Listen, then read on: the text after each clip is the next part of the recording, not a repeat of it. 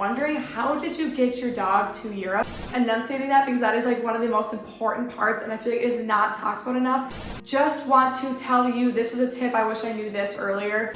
Microchip, vaccines, paperwork, flights.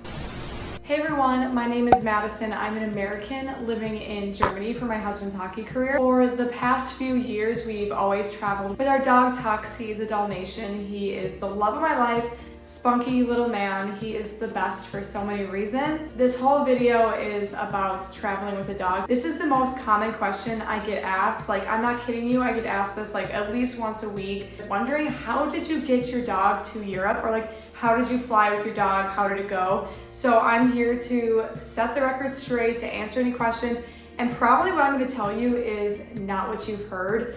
And maybe it's not what you want to hear, but it's probably a little bit different than what you've heard in any of the other videos that are on this topic. So let's get right into it. I definitely think there are certain circumstances where you have to fly with your dog, okay? All of this advice is like, I totally understand that, and that was like the position I was in too. I hear people wanting to travel with their dogs in cargo for like a vacation, and to that, I just urge you to like listen to this advice, really think about it before you do that. First, I'll start telling you a little bit more about my experience and what I've done in the past. That can lead me to some of the things I've learned about traveling with a dog. We are from Minnesota. We got our Dalmatian in Minnesota. We got a really good vet. We went over all the things he would need for the flights, like health-wise. But then also I did a visit with my vet and just did like, okay, mentally, how is my dog gonna do on this flight? And actually what I learned is like the younger the dog, the better the situation. It was easier for Tux at that time too, because he was a puppy. I think that helped when introducing to him at a younger age. Since then, my Dalmatian has developed so much anxiety. Like, the dog is so anxious, we'll get on that later. I think the hardest part about it was me personally, and what I was going through. I was so sad and stressed and just like felt horrible about having him in cargo. I should also say, we flew with our dog in cargo, like in the cargo hold where animals go. That was also a really stressful time because since COVID, a lot of airlines had canceled their pet policy and they were no longer flying dogs or cats or animals or whatever in cargo the way they used to. So we had to find an airline that would allow it. So actually what we had to do was we drove from Minneapolis to Chicago and then got on a flight from Chicago to Munich. We definitely did not want to do a layover with him, especially with one of like his first times flying. I know a lot of people do it, but it just wasn't for us at that time. I would say the less time in the air possible is the best for the dog. The first flight was totally fine. Tux did great, but after that we started to experience some problems. So that's where I thought that I would be a little bit more honest with the experience than I feel like other people have been. That leads me to the first thing I have to say. It really just depends on the breed of dog you have. Some dogs I've noticed are completely fine traveling in cargo and they're totally fine traveling in general. My Dalmatian is not that way, okay? He has developed like so much anxiety in his life. I had reached out to friends, I had looked at videos, I'd done so much research. If there's one thing you need to know about me is like, I don't really do things on a limb. I'm always doing a ton of research. But within my research, I always heard like, oh, my dog was totally fine. I just felt like hearing all of that, then I was fine. And I did all the research, my vet signed off on it, everything was good. But it really depends on the type of dog you have. I feel like Dalmatians are what they call Velcro dogs.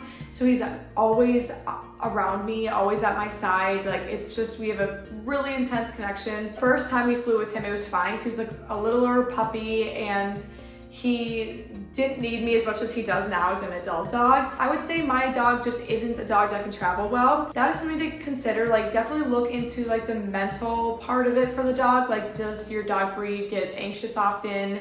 Are they like Velcro dogs? Do they need to be by your side? Are they like independent? All of those things like really should weigh in on if you should travel with your dog in cargo. Maybe you'll have a really easy experience and maybe your friend won't or something like that. So not all the dogs are the same and don't feel bad. The second thing I want to talk about is stress that you experience and the stress that your dog experiences too. I really didn't even understand like how stressful the experience was for my dog until we were flying back our second year. So now this was my dog's fourth time flying in general. We had an airline agent come up to us when we were checking the dog in, just told me how stressful it is for dogs to be traveling and how I shouldn't be doing this that often, which we definitely don't do often. Like, kind of like open my eyes to like some of the things that they do experience, and that maybe it isn't as, you know, luxurious as some of these other YouTube videos make it seem. Like, at the end of the day, they are going through security without you. Their crate is going through sounds and lights and people that they've never experienced. Then they're shipped on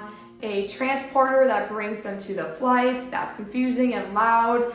And then they get moved into a flight where it's dark and also loud and confusing, and it's for, you know, it could be a long flight. So I think all of it, and like the pressure changes of the airplane, there's just a lot that goes on that can be stressful for your dog. While the lady was really intense and I did not appreciate her delivery, it's true that it's important to know kind of what the dog experiences during that time and to make a really educated and careful decision deciding to fly with your dog in cargo. Another thing to consider is when I went to the vet to get our checkups and all the things we needed, I talked to them about getting some like anxiety medications, but medication can really help. And I don't think we could have done it without medication for Tux. I think that would have been just like way too anxious for him. So they definitely helped. Talk to your vet about the right mixture of medications because it can be super helpful. But while one situation worked for me, it might not work for you depending on your dog's breed, their weight, all of that. All of this advice so far has been like really lean into your vets. They're super helpful. I also found a vet that was like very non-judgmental, because I feel like people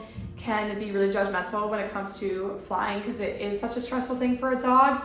And like I said earlier, like if you are in a situation where you have to do it, you have to pick up your life, you're moving, you have to do what you have to do, and you can't listen to people who give you their opinions about it, because you'll always hear people giving their opinions, but they're not in your life, so do what's best for you. Okay, you heard all of my caveats, you've heard all the things. You have made the decision that you are still gonna fly with your dog and you're gonna put them in cargo. What do you need to do to get your dog ready to fly with the airline? First, the very first time flying, we had to have our vet fill out the USDA accredited exam forms. Print those off, I brought them to the vet. The vet had to go through specifically the USDA forms for United States to Germany, definitely specific on locations. Had to fill everything out correctly. Then after that visit, I had to expedite ship the paperwork, and it's a lot of papers, to the office. I think it was in Wisconsin for me. Just want to tell you, this is a tip, I wish I knew this earlier. You need to make sure that you also send an expedited shipping label to them so that when they send it back to you, you get it quicker, because all of this needs to be done within 10 days of your flight. So the exam, the paperwork to be delivered, that needed to be observed by the USA vet and signed and stamped. Then they needed to send it back. So all of that needed to happen within 10 days. So if there's any hiccups or issues with sending in the mail, you don't want that to be what holds you up from your flight. So just get the expedited shipping both ways. Along with that, you need to make sure that you have the proper vaccinations for your dog, specifically the rabies vaccine. That is a huge situation right now in the United States. So that needs to be properly documented and put into your documents. Also, you need a microchip, and the microchip needs to be added before the rabies vaccine is administered. Microchip, vaccines, paperwork, flight. So everything should be done in that order. You will go up to the gate agent and they will ask for it. So don't feel like you can just go there with half done paperwork. They're gonna ask for it. You need to make sure your crate is acceptable to the airline. And I'm like enunciating that because that is like one of the most important parts, and I feel like it is not talked about enough. Your crate needs to be the proper crate for the flight, or you will not be allowed onto your flight. I went to United Airlines and I looked up what crate model that they recommend on their website, and I bought that. On all four sides, it needs to have openings, breathability. It needs to have a metal lock in the front. You also need to remove the plastic screws that you get, put in metal screws. You also need to make sure that you have the right stickers on it that say live animal and all the things. So all four sides, again, need to have a certain level of detail. Also, you need to make sure that your crate fits your dog correctly. So they also will turn you away if your crate is too small. Your dog needs to be able to stand in there, and if they have ears that point up, they cannot touch the top of the crate. They need to be able to turn around. They need to be able to lay down, and they will check all of this, like I said. So make sure all of that is done months before you get into your flight, because For me, I had to get the extra large crate and it was on back order. It was out of stock for a super long time. So I got my crates like a month or two before my flight because I also wanted to get my dog used to that specific crate. So make that crate a very comfortable space for them. They will be in it for a long time. Give them treats in it, get them comfortable with it, and make sure that is the crate you will be using for your flight that they are familiar with. Don't be showing up to the airport the day of with a crate that your dog is not familiar with, and then it's just scary for them in general with that. You will need to zip tie the door shut in case that the latch comes loose or something so your dog can't get out.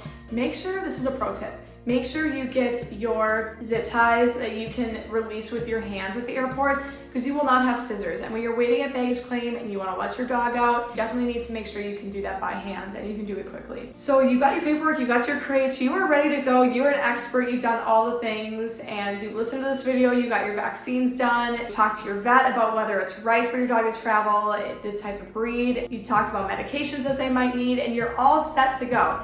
Just know that you will be okay. For it is a stressful experience, but it's all different for every different person and every different animal owner and animal. So just because it was a stressful experience for me doesn't mean it won't be for you. But I do want to be honest. I want to provide some honest thoughts about traveling with a dog is overwhelming, it is stressful, and it's not for the faint of heart. It's not something that you want to do all the time with your dog. Unless you have specifically trained your dog, you guys are on very good terms where this is like something you guys do. Only travel with your dog if you absolutely have to in cargo. I just have to say it. I feel like no one else is saying it, and that is the honest truth, because while you want your dog on your vacation with you, it can be just a lot. I also want a caveat. This is specifically for bringing your dog in cargo for like recreational purposes or like just because you want your dog there. If you have medical reasons that you need a dog or an assistance dog, a support dog, or a service animal, this obviously does not apply to you. So you might be in my, comments, wait, but I need my dog because he does this medical thing for me.